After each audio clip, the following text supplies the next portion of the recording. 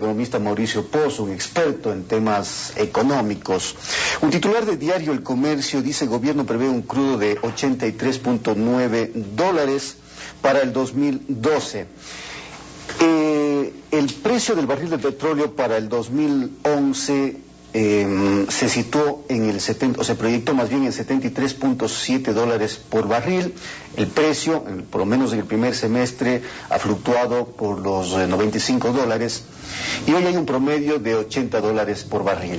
¿Cuán real, economista Pozo, es un precio de $83.9 para el 2012? Bueno, primero señalar que el precio para este año, 2011, es un precio absolutamente referencial. Los $73 del barril que se puso en la proforma y que se aprobó en la Asamblea, en la práctica no se cumple. El gobierno ha gastado a barril de $95, si ese es el promedio de lo que va del año. Y el año 2012 probablemente va a ser exactamente lo mismo. Va a poner un precio referencial que hay que ponerlo por algún tipo de requisito, inclusive legal. Pero de ahí al uso de los recursos, probablemente lo que haga es usar todo lo que ingrese esté por encima, y si está por abajo, pues se endeudará el país para poder cubrir todos los compromisos de gasto. Claro, pero este 83.9% es un precio real considerando las fluctuaciones que ha tenido, por lo menos en los últimos días, del barril del petróleo debido a la situación internacional. Bueno, hay yo diría una suerte de moneda al aire con el precio del barril, o sea, nadie puede estimar con precisión cuál puede ser este.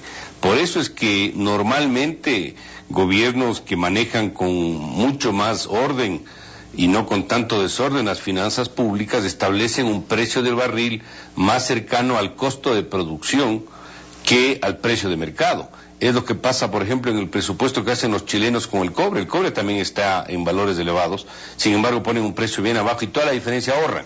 El caso del Ecuador no es así. El caso del Ecuador pone un precio muy cercano al precio de mercado, y si está por encima de eso se gasta, lo cual es un comportamiento absolutamente distinto. Así que yo creo que, como digo, es un precio absolutamente referencial. Obviamente habrá que ver cuál es la profundidad de la crisis internacional, hasta dónde llega esta, a ver si esa tendencia a la baja que se ha producido en los últimos días se va a mantener o no.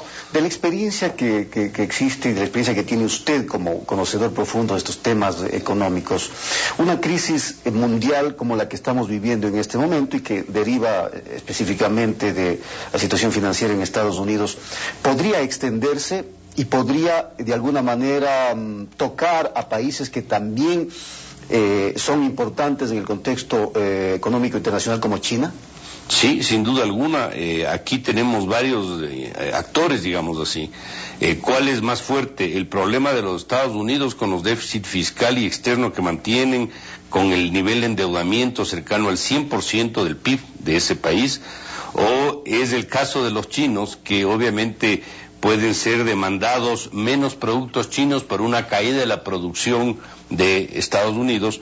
¿O es de Europa, que genera un problema recesivo porque se mantienen las situaciones complicadas en Grecia, en Irlanda, y que ha recibido, por cierto, apoyo de España e Italia para no caer en una situación de crisis? Entonces, habrá que ver cuál de las situaciones internacionales es más débil para de ahí sacar algún tipo de conclusión. Le pregunto esto porque hay quienes consideran que de entrar China en una especie de recesión, eso sí afectaría a América Latina por el tema de la compra de materias primas. Es decir, América Latina vende mucha materia prima y esto sí podría afectar a las economías de nuestro mundo. Bueno, yo creo que puede darse ese impacto, pero en el caso, por ejemplo, del Ecuador no es así. Nosotros somos compradores mayores de productos chinos de lo que los chinos nos compran a nosotros. La balanza comercial con ellos es deficitaria. Aquí más bien yo diría, ¿qué van a hacer con la moneda? Es decir, ¿qué política van a aplicar con su moneda respecto a otras, que puede ser el dólar o el euro? Uno, dos, ¿cómo van a manejar el tema de sus inversiones en bonos del Tesoro americano, que son a este momento probablemente los principales acreedores de papeles públicos de ese gobierno? Entonces yo creo que hay que ver eso. Para el caso del Ecuador, la crisis internacional, yo diría en general, aparte del impacto en el tema del precio del petróleo, habrá que ver qué pasa primero con las remesas. ¿Por qué? Porque cuando hay desempleo en los países donde hay ecuatorianos, ese flujo se puede reducir para el país. Dos, con la demanda de nuestros productos de exportación. Si el mundo entra en recesión y nos compran menos, obviamente las exportaciones ecuatorianas sufren. Ahora, a propósito de eso, justamente en la proyección para la proforma del próximo año, se aspira a vender más, es decir, equilibrar un poco más la balanza comercial, vendiendo más productos como café, banano, camarón, flores. ¿Eso es posible en las actuales circunstancias? Yo no veo un escenario claro para eso. Nosotros nos hemos beneficiado este año 2011 mucho más por el precio de estos productos que por el volumen. Algunos sí ha subido el volumen, pero las proporciones son distintas. Es decir, el precio del café, el precio del camarón, del banano, inclusive del petróleo, muchos de ellos son mucho más determinados por lo que pasa en el contexto internacional más que por lo que decide el Ecuador. Y ese beneficio ha sido para el país de este momento. Claro, porque del informe que dan las autoridades económicas en torno al primer semestre, se hace una pregunta: ¿cómo es que sin la TPDA hemos tenido más exportaciones? Lo que pasa es que está mal entendido el impacto de la ausencia del beneficio arancelario para el Ecuador. Mal entendido en el sentido de que no es que porque no entramos a la TPDA o porque nos hemos demorado en que nos renueven las preferencias por las razones que sean, al otro día vamos a tener un problema con las exportaciones. No, este es un proceso que se va dando. Este es un cambio, yo diría, gradual de pérdida de beneficios con ciertos mercados, como es el caso de Estados Unidos. Yo creería que en el caso puntual de la TPDA, el perjuicio que puede tener el Ecuador va a ser un perjuicio gradual en el tiempo. Se sentirá con algo más de fuerza el 2012, con más fuerza el 2013. Pero no es que al otro día del anuncio del problema se empiezan a percibir los problemas para el país. El representante del Banco Mundial para América Latina recomienda a los países de la región ahorrar frente a la situación económica internacional. ¿Cómo ahorrar? Bueno, siempre lo hemos dicho, el país no puede vivir al filo de la navaja. En épocas de bonanza tiene que acumular fondos de ahorro. El Ecuador ha recibido recursos extraordinarios en los últimos 4 años y medio, al menos de este gobierno, bastante más que todos los años previos de esta década y más que toda la década de los 90, y sin embargo se ha gastado todo. No tiene un fondo de ahorro que le permita sortear una crisis como la que se ve que puede presentarse. ¿Y eso qué significa? No gastar más de lo que crece la economía, endeudarse de forma adecuada, lo que significa tener relaciones internacionales buenas. Esos son yo diría, los requisitos para poder generar un fondo de ahorro que lamentablemente el Ecuador en este momento no tiene. Al momento, ¿la economía ecuatoriana es una economía sana, economista?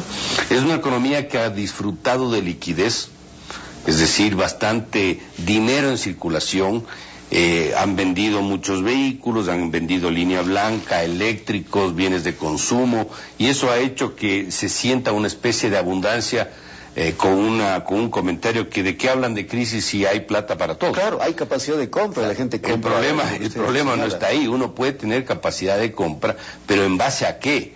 Está en base a una aventura, como es disfrutar de los precios altos del petróleo, que es lo que hemos tenido, o es producto de una inversión que es algo sostenible en el tiempo, que no ha sido en base a la inversión extranjera el año pasado fue miserable, 165 millones de dólares, y este año no se ve que vaya a cambiar tampoco. Entonces, el vivir de esa suerte de burbuja, porque ha habido liquidez producto de una aventura, producto de una suerte, tener precio del petróleo es ficticio, y eso hace que esta suerte de liquidez y de bonanza no necesariamente pueda ser en la práctica percibida como sostenible en el tiempo. Pero, por ejemplo, las inversiones internas, las inversiones que ha hecho el gobierno, sobre todo en el área en el área social, que ha sido reivindicado justamente en la última cadena del presidente, y la inversión, por ejemplo, en obra pública está a la vista. Vemos carreteras de primer orden en diferentes sectores del país. ¿Eso no es parte de la situación que vive el país, una situación buena en lo económico? Que el gobierno haya gastado en obra vial, en infraestructura, está bien. Que busque hacer obras grandes también es correcto, a pesar de que lo podría hacer sin poner la plata, sino concesionando la obra y no perdiendo la propiedad, pero eso cae en el terreno ideológico. El problema está que esas obras que pueden ser catalogadas como favorables son absolutamente minoritarias para lo que se ha desperdiciado. Si usted suma lo que el país ha gastado en subsidios que beneficia más a los ricos que a los pobres los últimos 4 años, es casi un presupuesto, es 21.000 millones de dólares. Si ve lo que gasta en subsidios anuales, más lo que gasta en gasto corriente, eso es más del doble de lo que ha gastado en gastos de inversión. Entonces uno puede decir, sí, está bien que haga las carreteras, está bien que continúe en esa línea, pero deje de desperdiciar tanto en lo otro porque es bastante más de lo bueno que ha hecho en este tipo de obras. Gracias, economista. El economista Mauricio Pozo, analista económico. Vamos